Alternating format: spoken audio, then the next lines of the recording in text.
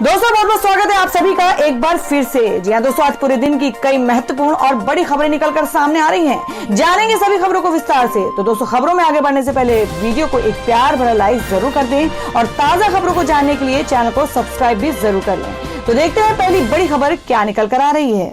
आज इस बुलेटिन में बात होगी पंजाब में भारत जोड़ो यात्रा के रोड मैप की, जोशीमठ मामले में सुप्रीम कोर्ट के रुख की, जानेंगे महाराष्ट्र के सियासी संग्राम पर क्या बोला कोर्ट, राजस्थान बीजेपी की कोर कमेटी की बैठक से वसुंधरा ने क्यों बनाई दूरी, बात करेंगे ईवीएम में होने वाले बदलाव की, तमिलनाडु सरकार और राज्यपाल के बीच छिड़े विवाद की, और बुलेटिन के आखिर में बात होगी बजट सत्र को लेकर सरकार की तैयारी की। लेकिन तमाम बड़ी खबरों से पहले एक नजर सुर्खियों पर। कर्नाटक चुनाव के लिए कांग्रेस ने कसी कमर, विधानसभा चुनाव से पहले राज्य में बस यात्रा निकालेगी पार्टी, बेलगावी से होगी अभियान की शुरुआत। दिल्ली वालों को केजरीवाल सरकार का तोहफा, जल्द चलेंगी इंटरसिटी प्रीमियम बसें, लंबे समय से हो रही थी मांग। इतिहास बनाने की कगार पर विराट कोहली, गुवाहाटी वनडे में श्रीलंका के खिलाफ विराट ने लगाया 45वां शतक, घरेलू वनडे शतक में की सचिन तेंदुलकर की बराबरी। गिरावट के साथ बंद हुआ शेयर बाजार, सेंसेक्स 631 अंकों की गिरावट के साथ 60,115 पर हुआ बंद, निफ्टी 187 अंकों की गिरावट के साथ 17,914 अंक पर हुआ बंद।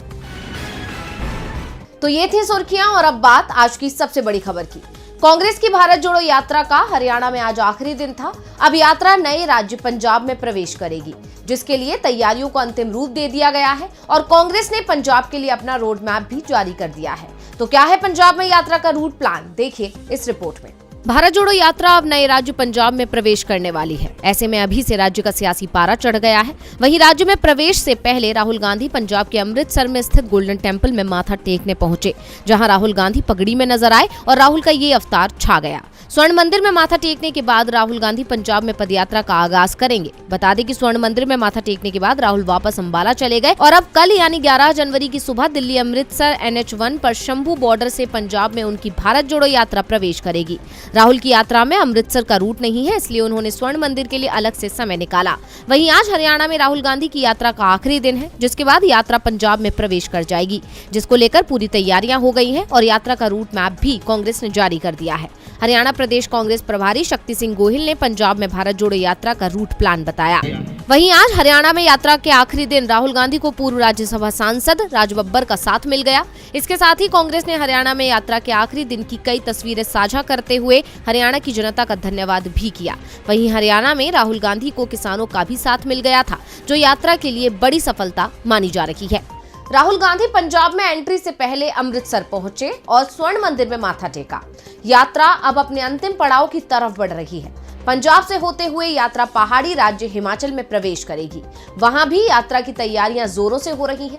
लेकिन पहाड़ी राज्य उत्तराखंड में तो इस समय हलचल मची हुई है, क्योंकि जोशीमठ में रह रहे लोगों के घरों में पड़ी दरारें बढ़ती जा रही हैं और लोग अपना घर छोड़ने को मजबूर हैं और मामला सुप्रीम कोर्ट भी पहुंच गया। तो क्या बोला कोर्ट, आइए देखते हैं।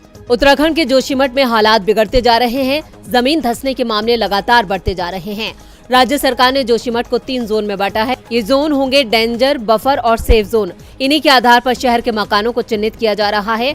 डेंजर जोन में ऐसे मकान होंगे जो ज्यादा जर्जर हैं और रहने लायक नहीं है। ऐसे मकानों को मैनुअली गिराया जाएगा, जबकि सेफ जोन में वैसे घर होंगे जिनमें हल्की दरारें हैं और जिसके टूटने की आशंका बेहद कम है। बफर जोन में वो मकान होंगे जिनमें हल्की दरारें हैं, लेकिन दरारों के बढ़ने का खतरा है। एक्सपर्ट्स की एक टीम दरार वाले मकानों को गिराने की सिफारिश कर चुकी है। जोशीमठ में अब तक 81 प्रभावित परिवारों का रेस्क्यू किया जा चुका है। अब तक 678 मकानों में दरारें आने की पुष्टि हो चुकी है। इधर NTPC ने कहा है कि तपोवन विष्णुगढ़ प्रोजेक्ट का जोशीमठ में हो रहे लैंडस्लाइड से कोई लेना देना नहीं है। आपको बता दें कि जोशीमठ में लैंडस्लाइड के लिए NTPC के एक हाइड्रो प्रोजेक्ट को भी जिम्मेदार माना जा रहा है। स्थानीय लोगों का कहना है कि NTPC के हाइड्रो प्रोजेक्ट के लिए सुरंग खोदी गई, जिस वजह से शहर धंस रहा है। हालांकि NTPC ने इन बातों को खारिज कर दिया है। इधर सुप्रीम कोर्ट ने जोशीमठ मामले पर तत्काल सुनवाई से आज इनकार कर दिया। जोशीमठ के मामले पर 16 जनवरी के लिए मामले को सूचीबद्ध किया गया है। सुप्रीम कोर्ट ने कहा कि हर केस की जल्द सुनवाई नहीं हो सकती। इन मामलों के लिए लोकतांत्रिक संस्थाएं हैं जो काम कर रही हैं। अब इस मामले की सुनवाई सुप्रीम कोर्ट 16 जनवरी को करेगा। ऐसे में जोशीमठ में अपने घरों को छोड़कर जाना लोगों की आंखों में दर्द साफ नजर आ रहा है। तो वहीं सरकार के सामने इन लोगों को दोबारा बसाने की भी बड़ी चुनौती खड़ी हो गई है। सुप्रीम कोर्ट ने मामले में तत्काल सुनवाई से इनकार कर दिया और अब 16 जनवरी को मामले में सुनवाई होगी। वैसे सुप्रीम कोर्ट में आज महाराष्ट्र सियासी संग्राम को लेकर भी सुनवाई होनी थी, लेकिन आज भी सुनवाई टल गई। तो अब कब होगी मामले में अगली सुनवाई और विपक्ष की क्या रही प्रतिक्रिया, देखिए खास रिपोर्ट में। महाराष्ट्र में जब से शिंदे ने उद्धव से बगावत का झंडा बुलंद कर बीजेपी संग सरकार बनाई है, तब से शिवसेना के बंटवारे को लेकर विवाद जारी है। शिवसेना के चिन्ह को जहां एक तरफ उद्धव ठाकरे खुद का बताते हैं, वहीं शिंदे गुट भी दावा ठोकता है। इस तकरार के बीच ये मामला सुप्रीम कोर्ट की चौखट तक जा पहुंचा। आज एक बार फिर इस विवाद को लेकर सर्वोच्च अदालत में सुनवाई हुई, जहां उद्धव ठाकरे और मुख्यमंत्री एकनाथ शिंदे की याचिकाओं पर सुनवाई को 14 फरवरी के लिए स्थगित कर दिया। Chief justice DY Chandrachud, justice MR Shah, Krishna Murari, Hima Kohli और PS नरसिम्हा की 5 जजों की संविधान पीठ ने कहा कि हम इस पर 14 फरवरी को सुनवाई करेंगे। शीर्ष अदालत पहले इस पर दलीलें सुनेगी कि मामले की सुनवाई 7 न्यायाधीशों की पीठ को भेजा जाए या 5 न्यायाधीशों की पीठ को।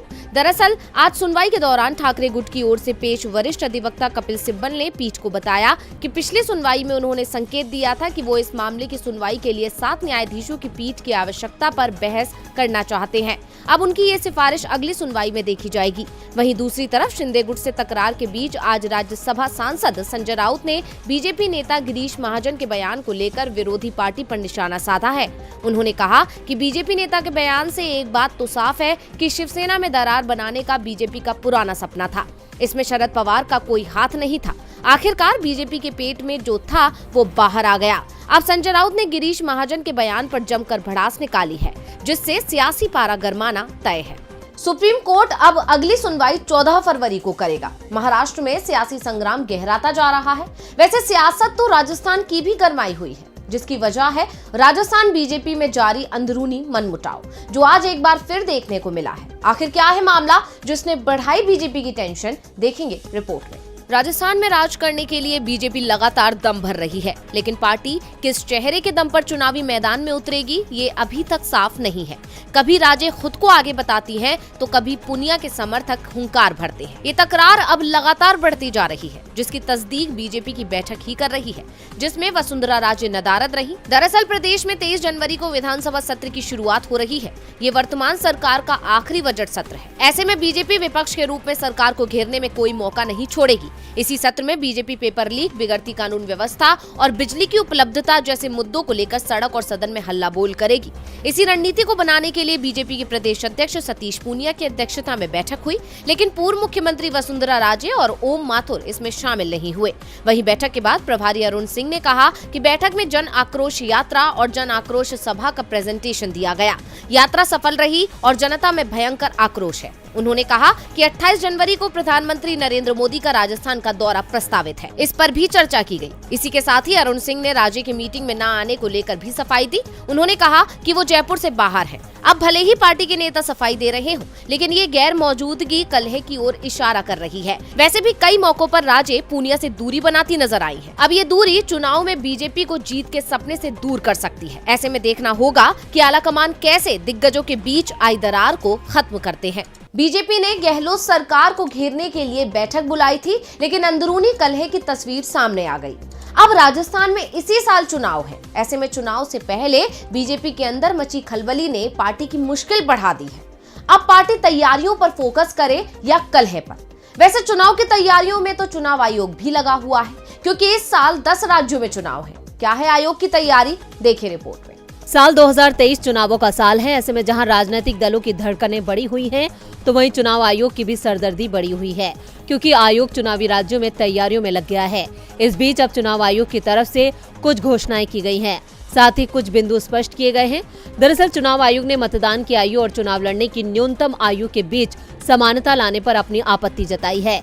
इसके साथ ही चुनाव आयोग ने इलेक्ट्रॉनिक वोटिंग मशीन यानी ईवीएम में बदलाव करने की भी बात की है। चुनाव आयोग ने न्याय संबंधी स्थायी समिति के सदस्य पैनल में आपत्ति व्यक्त करने के साथ समिति को बताया कि उसने ईवीएम का एक विश्वसनीय और संशोधित संस्करण विकसित किया है। चुनाव आयोग अगले सप्ताह विज्ञान भवन में सभी पार्टियों के सामने इसका प्रेजेंटेशन भी देगा। आपको बता दें कि राजनीतिक दलों की तरफ से ईवीएम में घोटाले के आरोप बार बार लगाए जाते हैं। इन्हीं आरोपों के चलते चुनाव आयोग ने ये कदम उठाया है। इसके साथ ही चुनाव आयोग ने बताया कि संसदीय पैनल ने चुनाव आयोग से पूछा था कि क्या लोकसभा और विधानसभाओं के लिए चुनाव लड़ने की न्यूनतम आयु 24 से घटाकर 21 वर्ष की जा सकती है, जबकि उच्च सदन निकायों के लिए इसे 30 से घटाकर 25 किया जा सकता है। चुनाव आयोग ने संसदीय पैनल के सामने कहा कि वह मतदान की आयु और चुनाव लड़ने की न्यूनतम आयु के बीच समानता लाने पर सहमत नहीं है। इसके अलावा आयोग के प्रतिनिधि ने पैनल को ये भी बताया, ईवीएम को और ज्यादा भरोसेमंद बनाने के लिए उसने मतदान बढ़ाने के उद्देश्य से 28 दिसंबर को सभी राष्ट्रीय और राज्य राजनीतिक दलों को रिमोट वोटिंग मशीन के बारे में लिखा था, जिसे electronics corporation of India limited ने विकसित किया है। मशीन स्टैंड अलोन होगी और इंटरनेट से कनेक्ट नहीं होगी। इसके जरिए गृह निर्वाचन क्षेत्र के रिटर्निंग ऑफिसर के पास पंजीकरण कराने के बाद प्रवासी मतदाता विभिन्न स्थानों पर विशेष दूरस्थ मतदान केंद्रों पर अपना वोट डालने में सक्षम होंगे। आरवीएम एक समय में 72 निर्वाचन क्षेत्रों को कवर करने में सक्षम होगा। आयोग 16 जनवरी को विज्ञान भवन में होने वाली सर्वदलीय बैठक से पहले इस आरवीएम का प्रेजेंटेशन देगा और बाद में स्थायी समिति के समक्ष भी इसका डेमो दिया जाएगा। चुनाव आयोग ने मतदान की आयु और चुनाव लड़ने की न्यूनतम आयु के बीच समानता लाने पर अपनी आपत्ति जताई है। आपत्ति तो तमिलनाडु सरकार ने जताई है राज्यपाल के तमिलनाडु को तमिझगम कहने पर, जिस पर विवाद इतना बढ़ गया है कि अब चेन्नई में गेट आउट रवि के पोस्टर्स लगा दिए गए हैं। आखिर क्या है पूरा मामला, देखिए खास रिपोर्ट में। तमिलनाडु में राज्यपाल और सीएम स्टालिन के बीच का विवाद किसी से छिपा नहीं है, लेकिन सोमवार को विधानसभा सत्र के पहले दिन ये खुलकर सबके सामने आ गया। तमिलनाडु विधानसभा में सोमवार को राज्यपाल आरएन रवि ने तमिलनाडु का नाम बदलकर तमिझगम किया था, जिसके बाद सदन में ही उनका विरोध होने लगा और राज्यपाल को वॉकआउट करना पड़ा। इस घटना के बाद आज चेन्नई में गेट आउट रवि के कई पोस्टर्स लगे दिखाई दिए। ये पोस्टर बल्लूवर कोट्टम और अन्ना सलाई में दिखाई दिए, जिन पर लिखा हुआ था ट्विटर नंबर 1 ट्रेंडिंग #गेटआउटरवि। इसके अलावा तमिलनाडु की जगह तमिझगम नाम के इस्तेमाल को लेकर भी लेफ्ट पार्टियां राज्यपाल पर निशाना साध रही हैं। राज्यपाल के तमिझगम नाम के इस्तेमाल के खिलाफ थानथाई पेरियार द्रविड़ कजगम सड़क पर उतर आई है। आज पार्टी कार्यकर्ताओं ने कोयम्बटूर में विरोध प्रदर्शन करते हुए राज्यपाल आरएन रवि को उनके पद से हटाने की मांग की। इस दौरान प्रदर्शनकारियों ने उनका पुतला भी फूका। ये पूरा बवाल राज्यपाल के अभिभाषण को लेकर है। उनके अभिभाषण पर इतना हंगामा हुआ कि राज्यपाल को भाषण अधूरा छोड़कर ही विधानसभा से जाना पड़ा।